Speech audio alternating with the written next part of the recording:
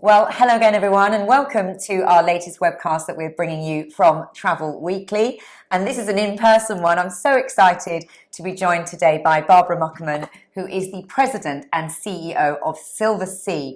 Barbara, welcome. Thank you for coming to see us. Well, Lucy, thank you for having me. You know, the UK market is for us is the largest market in Europe, is the second largest market globally. You know, the Brits love Silversea, and we're so privileged to be here with Travel Weekly today. Oh, well, it's wonderful to have you.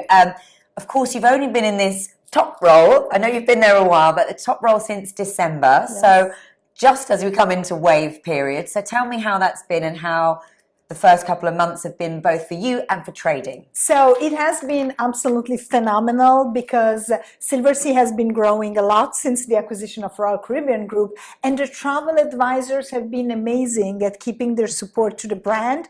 So I have to say that despite a 58% growth in booked capacity this year, we are trending high. The products are flying off the shelf. You know, our new ships are gaining so much traction in the market. There's just so much interest that I've really landed at the right time for the brand, I have to say, because definitely the pandemic is behind us. All of the woes are behind us, and we are in an amazing space, both for travel and luxury cruising. Yeah, I love that you've landed at the right time, but you've got quite a big task because you've got so many new ships. You alluded to that growth you talked about. You've got lots of ships that have just joined, and you've got more to come. So tell us a little bit about your capacity, just for perhaps for people who don't know, but, and also the division of the two types of cruising you now offer. Yes, so Silversea today is the global leader in luxury and expedition cruising. Right now we have 21% of the global market share. By 2027 we will be at 31% of the global market share, which basically means that one guest out of three will sail with us in both classic or expedition. Okay. As you said, Lucy, the fleet is really divided in two areas. One of them is our classic cruising, which is offering anything from beautiful Mediterranean, North Europe, you know, Caribbean or Alaska cruises to the incredible world cruises and grand voyages. Silversea is really a leader in the long voyages. We do these amazing trips with special events money can't buy. So just 2 days ago, our guest of the world cruise went to Halong Bay, where we actually fitted a whole cave for a dinner, which was inspired by the Legends of the Dragons, you know, with local entertaining, and we brought all the catering in, and it was just magical. So this is really the product that you get on the classic side. And of course, full culinary immersion through the SALT program, that you really use the lenses of food to understand the culture. And the culinary. On the expedition side is where we're really getting excited. We just acquired the beautiful Silver Endeavour, which was an opportunistic purchase.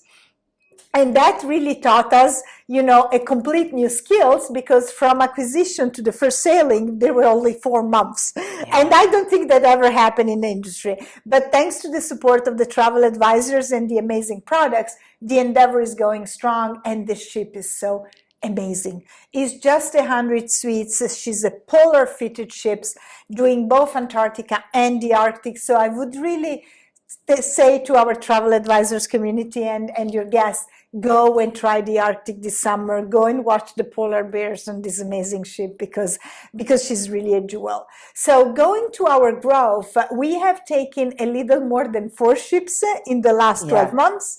So the Silver Origin was the first pandemic child, you know, and she's a ship that's built specifically for Galapagos.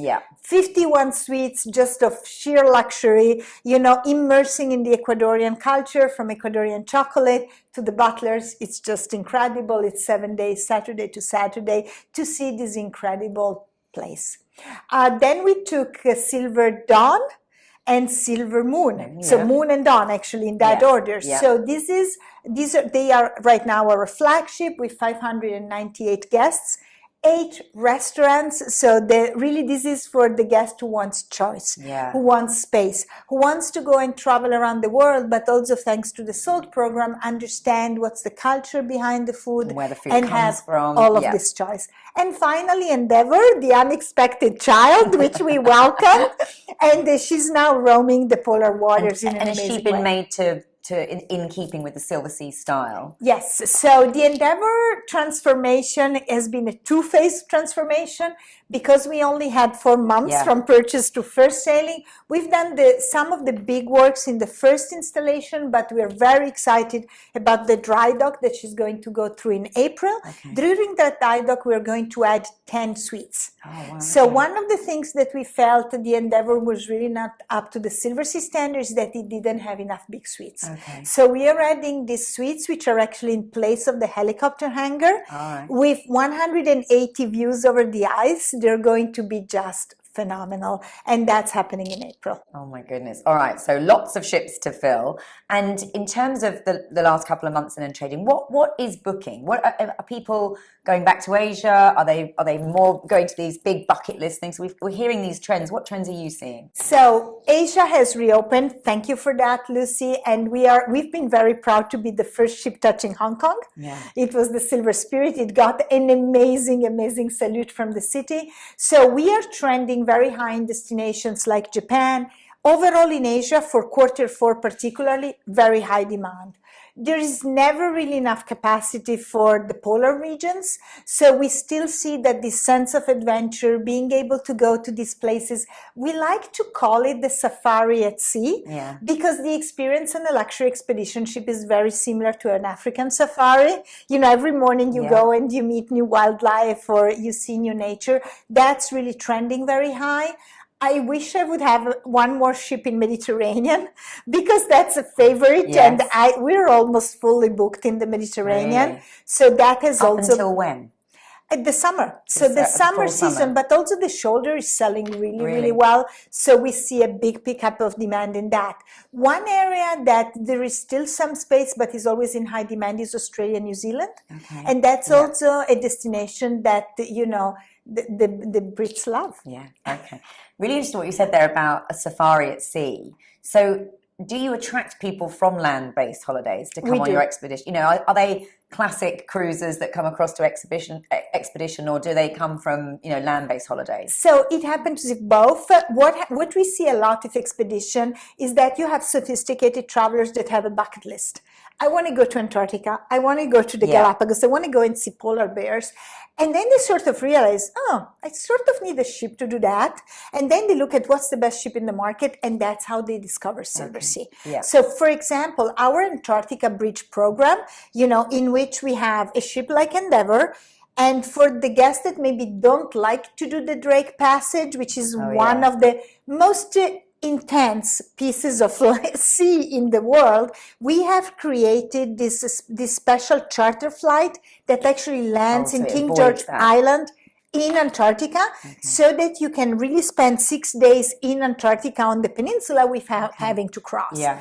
And that's popular, is it? Incredibly popular, but popular with new guests. Like we have the 30-year-old, you know, Google millionaire that, you know, really wants to go to Antarctica and would not have been the typical cruise line passenger. Of course, yeah. We see a lot of that in Galapagos as well. So one of the things I love to say to the travel advisors is, if you think about the luxury cruise market, it's really about $3-4 billion a year globally. Well, if you're looking at the luxury tour operating market, it's probably north of 70 million. So take that family that wants to go to Japan, you know, and think about offering them a cruise around Japan. Japan is a set of islands.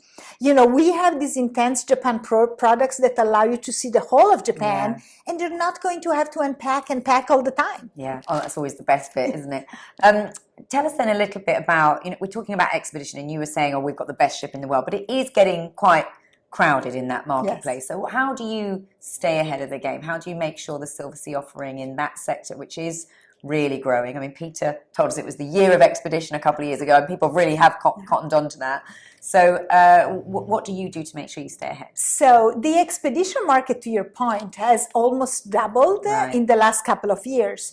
What is, you know, really making Silversea stand out are two things. On one side, we are the most all-inclusive product, you know, globally. So we are really the only player that will have your guests picked up from home and brought back home. Particularly with today's disruption, that's really an additional layer of protection. whatever happens with the airline, whatever happens with the hotel, not only the guest will have the travel advisor to call, but the travel advisor will actually have a tour operator handling the whole thing, which is more and more precious with the recent disruptions. The second thing is that Silversea has always been a destination leader. We love to say that 72% of our planet is covered by water, and we basically roam it all.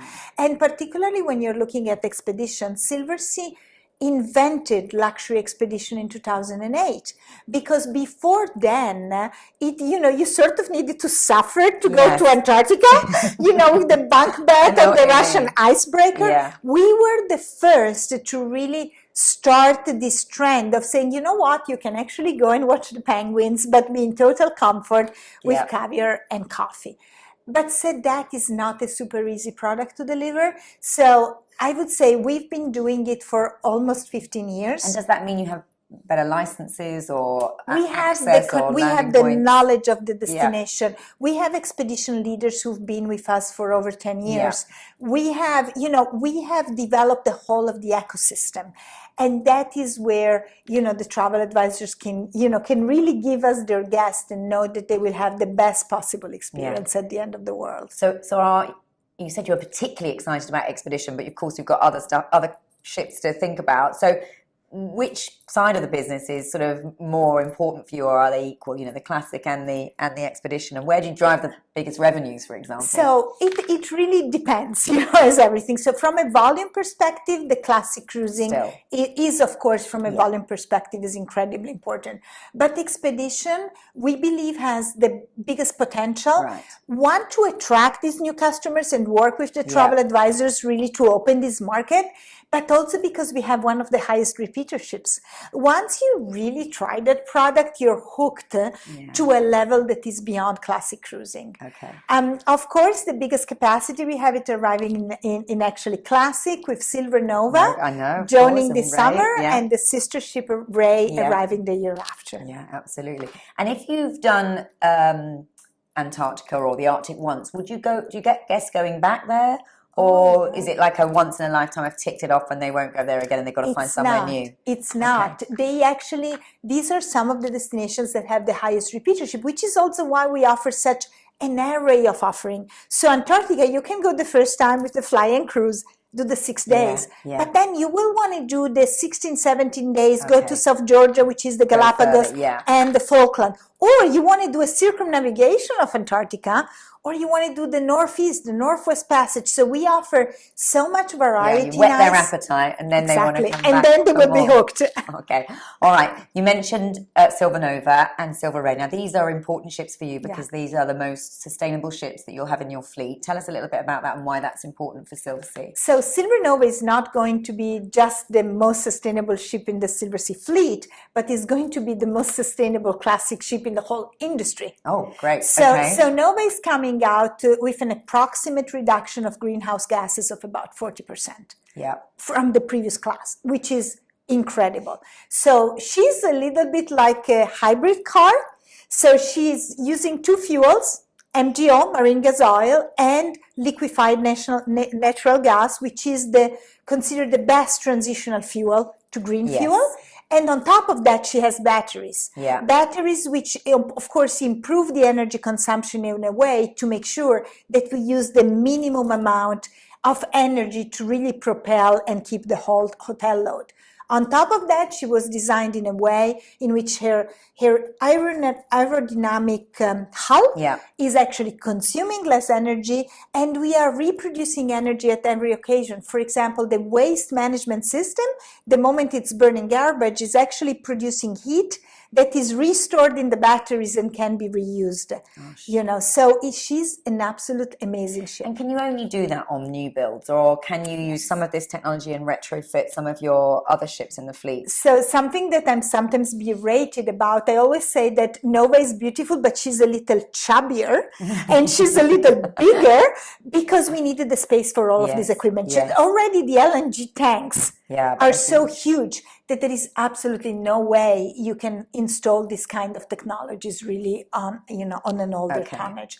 I would also have to say that we could never have built something as developed as Nova without Royal Caribbean Group, because one of the pillars of our group is, of course, sustainability. And for the nature of the fact that the Silversea ships are the smallest, we were chosen for this very if I can say, challenging project of being able to achieve this kind of sustainability package on a cruise ship. Nobody has really tried that, to this level. So you're the guinea pig for the group. We're the guinea pig, but we're very happy to be the guinea pig on something like this. And why is it so important? Now, obviously, it's important to the group. They have to show, that they're moving towards, net carbon free and being sustainable. But is it important to your customers yet? So for the group is even more important than just saying it's sustainable, because in fact Royal Caribbean Group is the only operator who has actually committed to have a net zero ship by 2035. So we really need to figure out how to get there. Because reality, as Jason would say, is that today there is no technology that allows to have a zero destination ship. In terms of the customer, it very much depends. It depends from geography, it depends from demographic. There are some customers that realities that they're too old to care. Other demographics, like for example, Germany, Australia, they are incredibly interested. That's the first question that they ask on the phone. Where are we? Somewhere in the middle? As always in the middle. This is the most balanced country in the world. Brits, they never lose their cool. They don't lose it in the pandemic. They don't lose it in crisis. Very resilient. Very resilient. And it's the same with sustainability. They're balanced. Okay, that's very interesting. And you mentioned there about getting to net zero. So is that really the end goal? And can you do that alone as a cruise group? Or is it all about collaboration in the industry generally to find these fuel or find the solution? Look, it has to be a collaboration, because shipping is part of the broader ecosystem of governments, ports, fuel providers. Like there is a lot of experimentation on green fuel, but reality is that until green fuel, become available in most ports in the world, the shipping companies will not be able to adopt them, which is why I was describing liquefied natural gas as the best transitional fuel. It's not the best absolute fuel, but it's the best absolute fuel that is available. Yeah, absolutely. All right, well, we wish you luck with that. It's very important what you're doing. But of course, the sustainable elements won't be the only things we're excited about in those two new ships. So what else can we look forward to on Nova? This is where it really gets exciting. So Nova is the first ship that has what we call a horizontal layout. So historically, Silversea always had all public rooms on one side of the ship and all suites on the other. That was to create privacy. On the other side, Nova has, for the first time, all public areas in a deck, which means that we have these incredible ceiling heights. We have an atrium for the first time. And the other super exciting thing structurally about the ship is that really the structure of the ship is a little more on the interior, which means the exterior of the ship is basically all glass. So I was walking the ship 10 days ago in Germany in the yard, and the elevator is a glass onto the ocean. Onto the ocean. Then, of course, it wasn't as charming in a yard in Germany, but I could imagine that. So this is the most open ship we've ever had. Is this the influence from the Royal Caribbean Group, do you think, and their big innovation lab and all the amazing things they do? Yes, so that's and starting it's to also come through. Their capability of designing ships. This is a really technical ship to design, so we could never have made it without that team. Yeah, that's exciting. So incredibly excited, and lots of creature comforts. For the first time in our history, we have aft suites. So like the Ocean suite is not only spectacular, but she has a whirlpool on the balcony. So we have all of these new suites category. This is quite exciting for travel advisors who are selling it, because for people who've perhaps been on some of your other ships, this is a whole new experience in many ways. It's Nova. Yeah, it's Nova, of course. That's a great name. All right, let's talk a little bit about, you touched there about how you always tell travel advisors when they're selling luxury travel. I mean, what are your key tips? I know you must get asked this a lot, but if agents are thinking about selling luxury travel, where is it at the moment, and how does cruise fit into all of that, and what's your advice to agents? So the first thing I would say is that we cannot really do this without advisors, because reality is that cruising as a category is not top of mind. But this is where the travel advisors play an incredible role, because whatever segment of cruising you really take, from luxury to contemporary, cruising is always a better value than land-based. Yeah. So if you compare, again, a Silversea product expedition, as we were talking, to a safari in Africa, we will not only be cheaper, but we will be offering a better service, because that is structural, with the product. So the first thing is that you can really afford luxury and this incredible pampering. Yeah. There will always be a value opportunity for the guest as well. From a travel advisor's perspective, being so all-inclusive, it's really a good sale, particularly for the new advisors, because they're going to earn commission on a lot of elements that typically in land-based resorts, they wouldn't. So, we basically want our advisors to be incentivized on all aspects of the trip, and that's really, really unique. Yeah, absolutely. And if you've not had a customer before that's, I guess some of the prices, I get what you're saying about the value. We always know that cruise is really good value, but some of those prices are quite daunting for some travel advisors, and they might be thinking, well, where do I get this kind of customer from that can afford that? I mean, you mentioned the Google millionaire, but it's not just retirees, is it? Where should they be looking if they're trying to think, right, okay, who can I sell this kind of cruise to? Thank you for that question, Lucy. Actually, and this is why we have two fairs. We have the door-to-door, which is the most all-inclusive product in the world, but we also have the port-to-port, which is, let me say, a cruise-only fare, which is designed to be more affordable to help the travel advisor to start that conversation. Okay. So let's imagine you have, a sophisticated traveler who really has a destination in mind, but maybe is more value conscious or has a different budget. This guest might come from premium cruising, maybe someone who was buying a suite, in a premium or contemporary line. He might have been traveling in a resort, or maybe might have taken a land-based, tour operating package. If you now start offering the port-to-port, not only the value is incredible, but the experience will be so overwhelming that they will definitely come back. So you could start there, and then you could say, well, next time you could have the transfer, or you can then build up. That's how it's designed, and I have to say it's working, because it's a super popular fare, particularly, for example, right now in wave season. In wave season, we have also launched the port-to-port non-refundable fare, and this we've really done it to help the advisors, because one of the things that we've seen after the pandemic is a lot of churn. So nobody likes to book a guest and then lose him or her. Yeah. And because now the booking window is closer, so we see a lot of closing bookings, which historically in luxury has not been as much of a trend. We thought, let's also give the possibility of the advisors to have, a fare which is short range, but at least they are sure they don't have to rebook it again. Exactly, because that's the last thing they need. That's a killer. Yeah, agree. And then you talked, when you first sat down, you said the UK market was really important to you, and we talked about them being very balanced, and that's great. But what is the prospect for the UK market? Are we growing? Are you seeing growth from us? And are you talking to different travel advisors, or is it the same ones as before? Or tell us what's happening in this market for you. Silversea is the leading luxury brand in the UK. We were the first ones to open an office here. We've always been the UK has always been, our first international market. Silversea was born, of course, in the US. What proportion do we? I mean, we are at 19% of our global market share. Yeah. So the first thing that I would like to see is that one huge difference between Silversea and other, let me say, more American-focused cruise lines is that we're really international. So about half of our business is coming from North America. Yeah. The other half is coming from the rest of the world. Yeah. Which means that when you go on a Silversea ship, you meet all these incredible nationalities.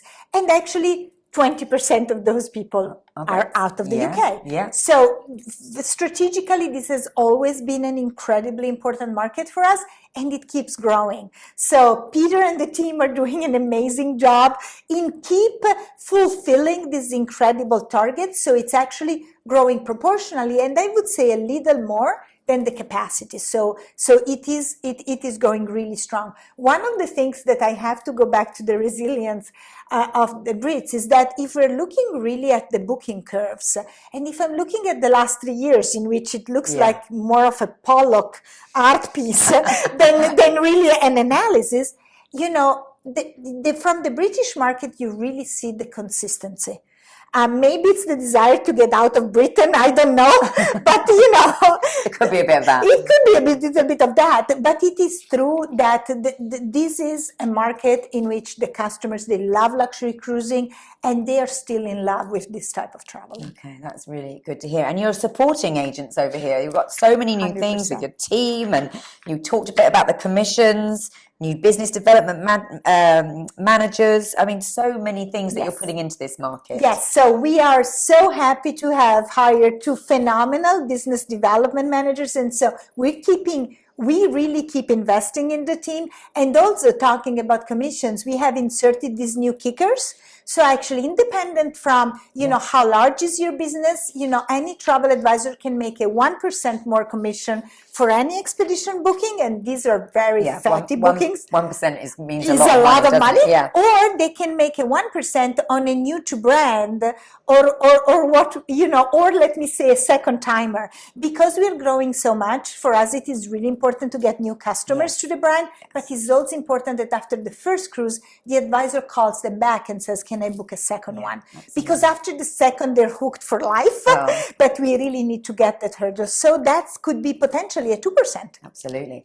And fam trips and ship visits, they're all back. Obviously, that all had to stop in the pandemic, but you said at the start that things felt like it was back now from the pandemic. Not only they're back, but we want you all on our beautiful ships, because sincerely, the best way to sell this product is to know it. You know, I'm always joking with Peter that, you know, he really didn't get expedition until he eventually went to the Galapagos, and today, you talk to him, it's all about penguins and boobies. You know, well, I did a lovely recording with him from the deck of the Endeavour when he was in Antarctica, which was just amazing. So you're absolutely right. To go to see it is to believe it. So talk to me a little bit about the wider market and, you know, the future, because obviously you're there, ultra luxury cruising, but we've got new entrants to the market, both cruise lines, but also hotel companies coming in with their cruise offering. Is that a good thing, or is that a challenge? It's a great thing, Lucy, because going back to what we were discussing, the whole luxury cruise market is probably $3-4 billion. Yeah. And having, you know, hotels, let's not name them, starting ships is actually opening this amazing cruise market to new demographics, to new databases, and we need that. So this is, I do not consider the other cruise lines the real competitors to Silversea. Right. The real competitors to Silversea are really the land-based tour operators, because from a size perspective, that's really where most of the market is. So what is still the biggest obstacle to overcome then? Is it, you know, when people haven't considered a cruise yet, what do you tell advisors? Because, you know, from everything you talk about, it's a no-brainer. But there's still something, isn't there, that's stopping lots of people from trying an ocean-based holiday? Well, I think so. We know that there is a resistance to water. So in every market, there are certain guests who will never want to take a cruise. And as much as expedition is denting a little bit in that, because it's the only way to cross. Yeah, exactly. You have to. You have to. It is true that there is that resistance. For the others, I really think it ends up to the advisor, because if you're really asking what are their concerns, sometimes they're like, oh, I cannot get off. Not really, because you take a product like Silversea, they're mostly imports. So you're actually, one of the things that we're seeing statistically is that when you're looking at the cruise, you really want to be, you know, very much import, but then they come back around 5 because they want to really have drinks on the ships and they love the food. So when we're looking at the behavior, it's really different from what they were expecting to do. So the main, let me say, doubts can be overcome very, very easily by a travel advisor who understands the product. So they just need to be fully knowledgeable so they can then counter any kind of concern that someone might have. All right, I'm conscious of time, but I do want to ask you about being a female leader in the cruise industry. We've got a couple already. We've got Lisa and Christine Duffy, but it's fantastic to see you at the helm. How do you feel to be leading this line? Look, I feel incredibly privileged, and I'm honestly feeling incredibly privileged of doing it with our Caribbean group. I was noticing the other day that, I've been nominated to the executive committee of the group, and there's more women than men. And Brilliant. This is amazing. So, and particularly because Silversea is my baby, I feel very, very privileged after having spent so many years, serving this wonderful brand to now have the privilege of leading it. Yeah. So give us a sort of 3 to 5 year projection. I know we've got ships coming, so that you've got to fill those and get them sailing. But where would you like to see Silversea in a few years' time? So I will finish as where I started. So Silversea today is at 21% market share, the largest player. The moment we will add the capacity that we have, in our plan, we will be at 31%. Yeah. And that will also make it much easier for the travel advisors, because in the moment when one guest out of 3 will travel with Silversea, it will be much easier for them to become very big in volume with us and be able to offer these incredible, seamless experiences, in partnering with us, because we can't do it without them. Now, Barbara, it's so exciting you've joined us here today, but I'm even more excited to say that you're going to be one of the keynote speakers at the Clear conference in May down in Southampton. I think we have 650 agents coming from the UK. What will be your message? What you want to get across to all those agents on that stage? Well, I'm very fortunate to have been invited to this incredible event, and I really look forward to the keynote.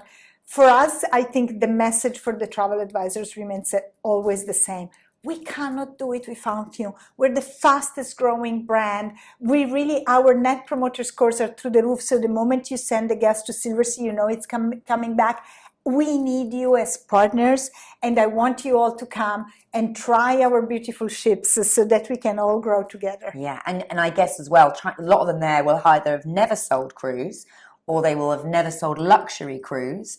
So there's a big opportunity, isn't there? Amazing. And that's exactly one of the most important points. If we're really looking at the travel advisors landscape, most of them have never sold a Silversea cruise. Yeah. And yet we are the market leader. Yes. So imagine the potential. Exactly. All right. Well, I will probably be interviewing you on stage when we're there in May. So I can't wait for that. But for now, thank you so much for joining us today. It's an absolute pleasure to have you here. Lucy, thank you. And thanks to Travel Weekly, and thanks to our travel advisors partners here.